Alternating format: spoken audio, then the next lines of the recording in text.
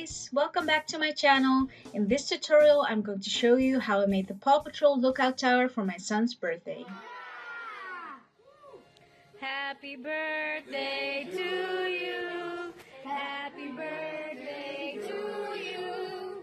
Happy birthday, happy birthday, happy birthday to you.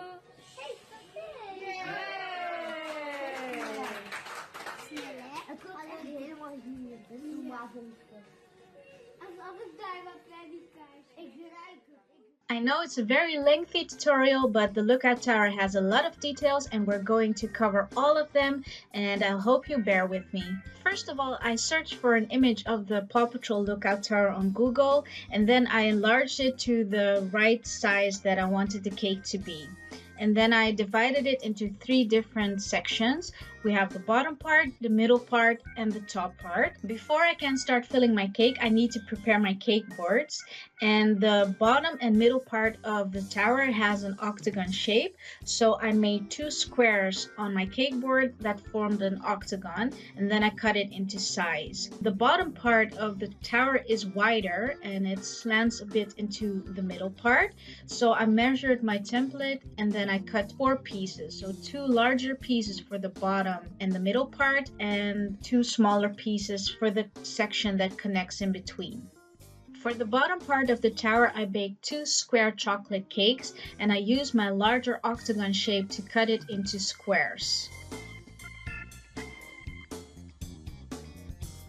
After I've cut my cake into squares, I measured the height of the bottom part of the tower of my template and measured the height of my chocolate cake squares, and I added the right amount of squares to get the right height. Now it's time to fill the cake with some buttercream, and I use some white chocolate buttercream in between my chocolate cake layers because that's my son's favorite flavor.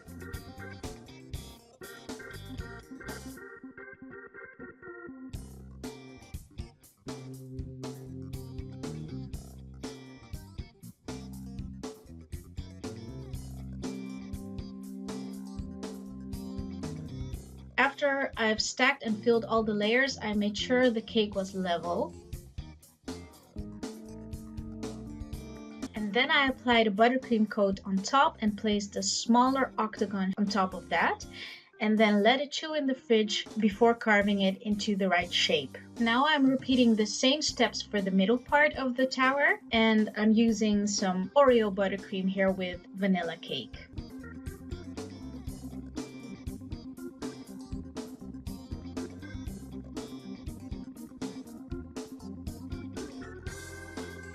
After my cake has been chilled for a minimum of 1 hour in the fridge, I took it out and I used the cake board as a guide for cutting it into the right shape.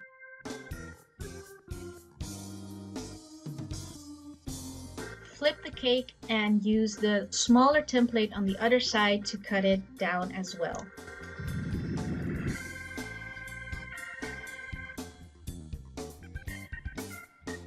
To make the edges straighter, I placed the cake sideways and used the bottom and top part of my cake board to place the knife against, so I can cut some straight lines.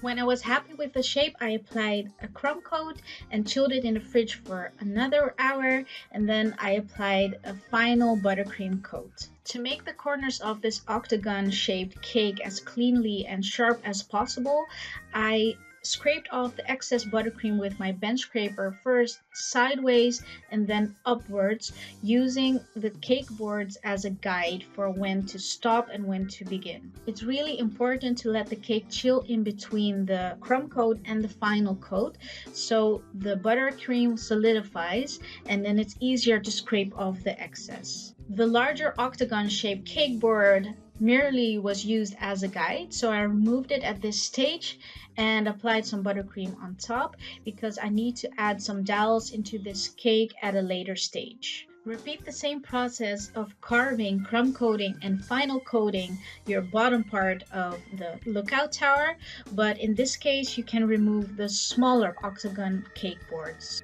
The bottom part of the lookout tower has some side details, and I measured my template and cut some cake boards into the right shape. So I measured the height, the width, and the length. I cut the cake into strips that has the same width as my template.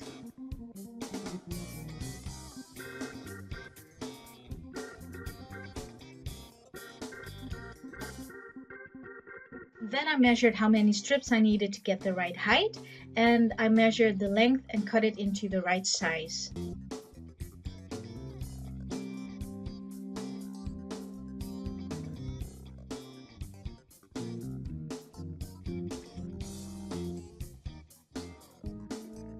Then I added some white chocolate buttercream in between my cake layers and let it chill in the fridge for an hour.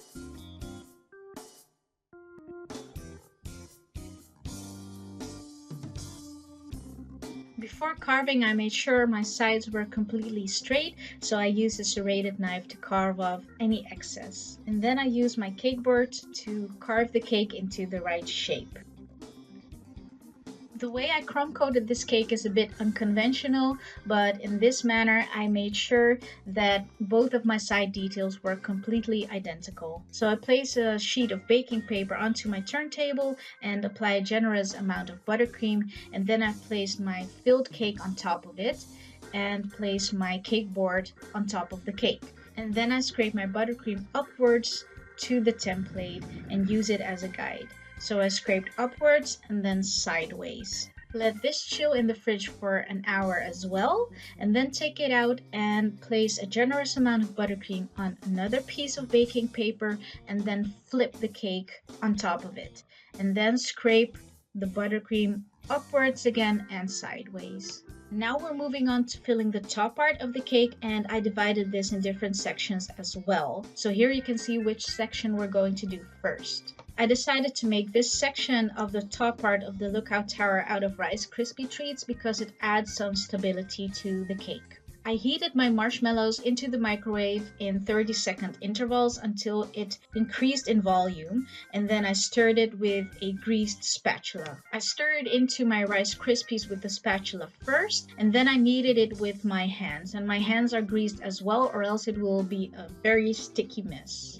After I've compacted the marshmallows and Rice Krispies, I pressed it into my baking pan and used a smaller baking pan to press it in really well at the edges. I've let this Rice Krispies treat set in the fridge overnight to let it firm up. I removed the Rice Krispie treats from my baking pan and applied a crumb coat and a final coat to this layer. I used the Paw Patrol Lookout Tower image and measured the width of every single section of the top part of my tower, so I knew which baking pans to use for my cakes, so it is in the exact same scale.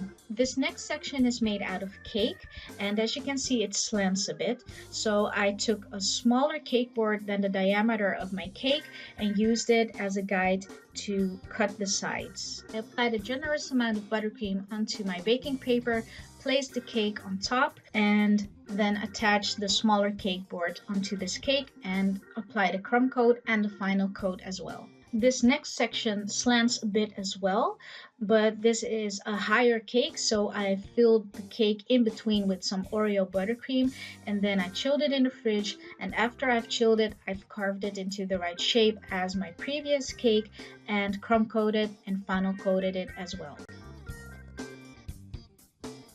And repeat the same steps for the very top part of the cake.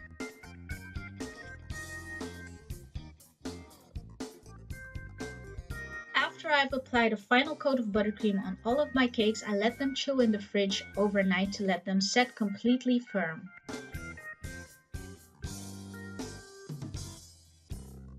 And now we're moving on to a very important step, and that is the structure.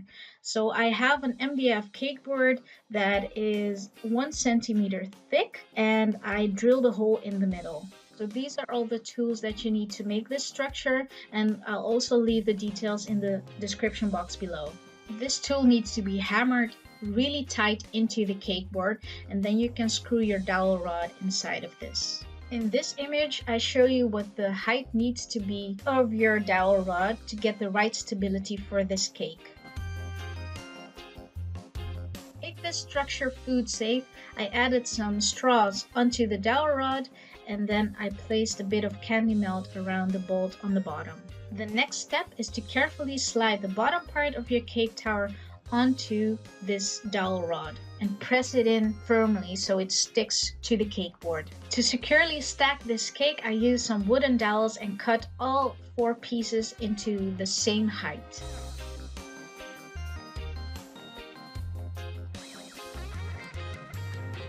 I placed all 4 of my wooden dowels into the cake and added some candy melt on top of them and around the middle section of the rod. Then I carefully added my middle part of the tower and pressed it on tightly and make sure it fit. Then I added some buttercream to the seams in the middle and the bottom part of the cake and smoothed it out with the bench scraper.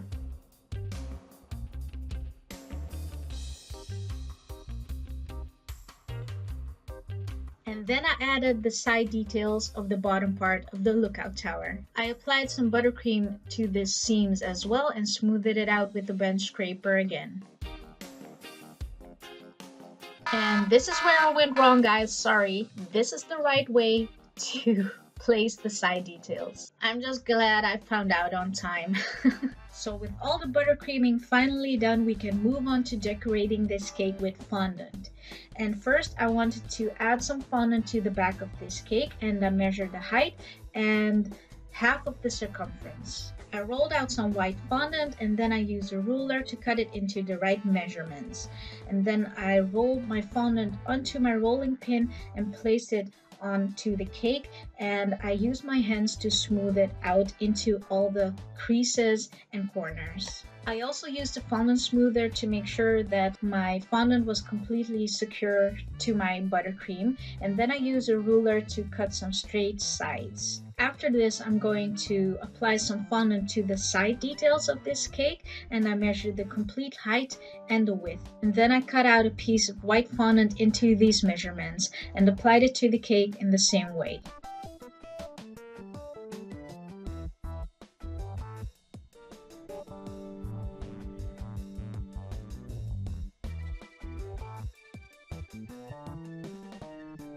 And then I cut away the excess with a sharp knife.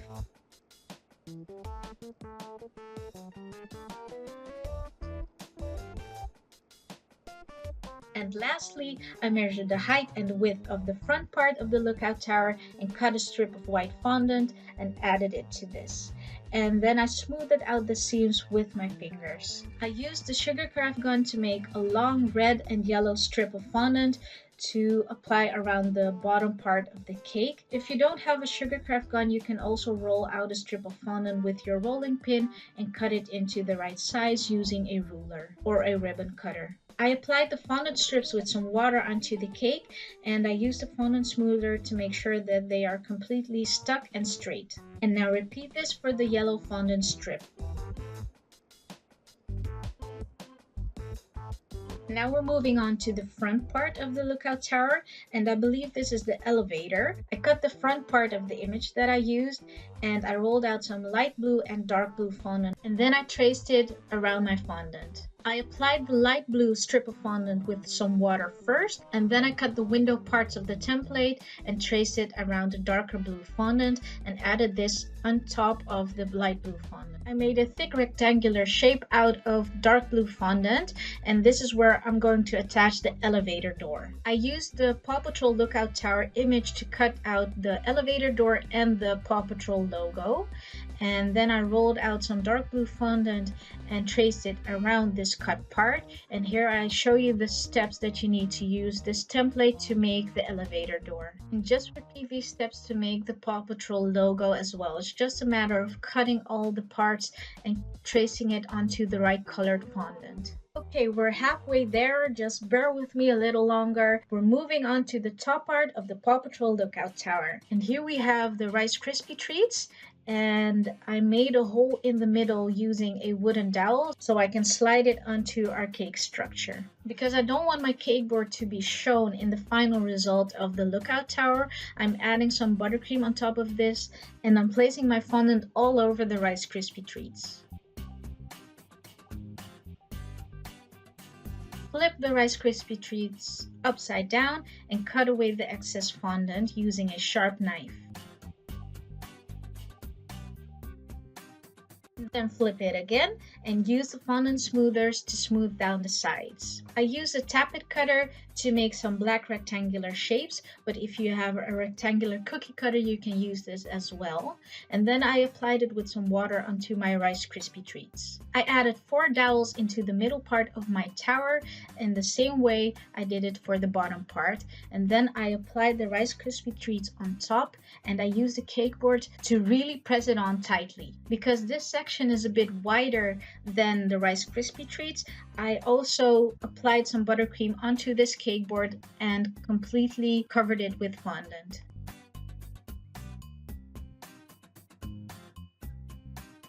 Trim down the sides with a sharp knife and flip your cake over.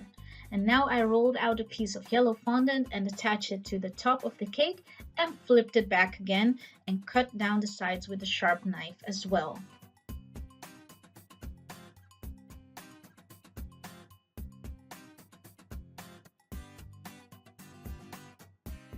And then I added a yellow fondant strip using the sugar craft gun again.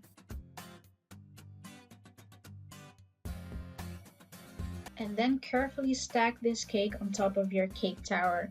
If your cake is a bit soft, just place it in the fridge first before you add it onto this cake tower to make sure it doesn't bulge. For the fence, I've cut out some dark blue fondant squares and rolled it around some toothpicks and placed them into the cake. I've cut out a cake board into the right size of the rim and applied it on top of the toothpicks with some candy melt. I applied some dark blue fondant on top of the cake board and pressed it down at the sides to make sure that it's completely covered. For the next part of the lookout tower, I measured the circumference and the height of my cake and rolled out a piece of black fondant into these measurements. And I rolled my piece of black fondant onto a plastic dowel to make it more easier to apply it onto the cake and my fondant won't stretch. Dust off any excess powdered sugar from your fondant or else it won't stick to the buttercream on the cake. When you've applied the fondant to the cake, use a ruler to cut a straight seam at the back and then you can remove the cake board.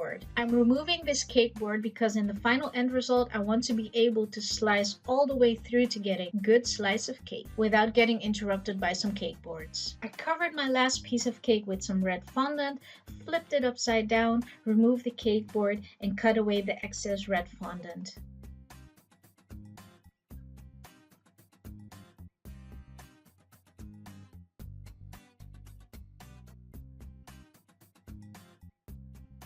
I rolled out a thick piece of red fondant and used a cake board to make a nice circle, and I've let this harden for a few days. And now I can apply it on top of my cake without the sides drooping down. Add your tiny piece of red cake on top of it.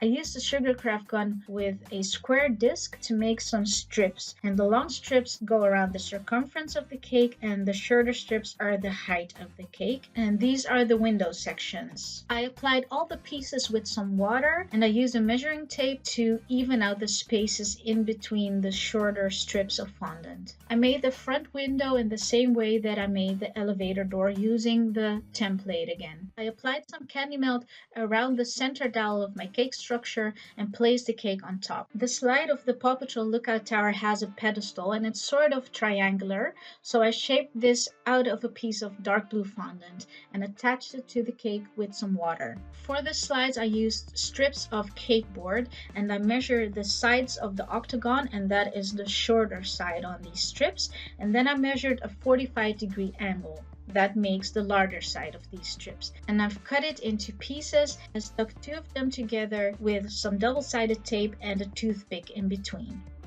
Place these cake boards into the cake and cut the conjoining corners with a scissor, and repeat this by placing all these cake boards diagonally upwards. And the last piece needs to end at the back. To make it a bit more stable, I taped all the corners together. I couldn't think of something that I could make days in advance that could dry, because the measurements could be completely off because it's a cake and your buttercream layers can make it thicker or thinner. So I decided to make it inedible this time using some cake boards, and obviously you need to remove this before cutting and eating the cake. I rolled out some strips of gray fondant and attached it to the cake boards with some piping gel. Water just wouldn't hold up because it would just slide off of your cake boards. So piping gel is the right way to attach these. Attach a strip of gray fondant to the bottom and then add a strip of gray fondant on top. To make it easier to apply, I use short strips that go down every other corner, so there will be a seam every other corner as well. But this is where we need to place the yellow fondant strips, so these are going to be hidden. Pinch the bottom and the top gray fondant strip together and use a scissor to make a clean cut. I've rolled out some thin gray strips and then I applied it to the side of the cake where there may be any cracks or creases or just plain ugliness, and then I pinched it together, and as you can see, it looks a lot nicer right now. Then I rolled out some yellow strips and I applied it to all of the seams.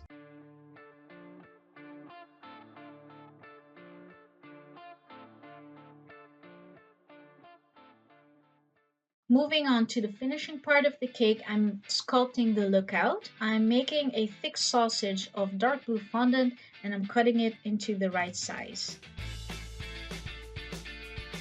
And then I'm cutting out a circle that has the same diameter as my dark blue fondant and I'm attaching it to the back side. I cut one side of my yellow fondant into a straight line and I'm placing my dark blue fondant on top, and then I'm cutting a straight line at the other side, but I'm not cutting it flush. I'm leaving a bit of space. And then I'm rolling the yellow fondant onto the dark blue fondant and cut it down at the seam. I'm cutting down a skewer at the right height and I'm leaving a bit of space on top and the bottom of my skewer because the top is going to be inserted into the lookout and the bottom part is going to be inserted into the cake.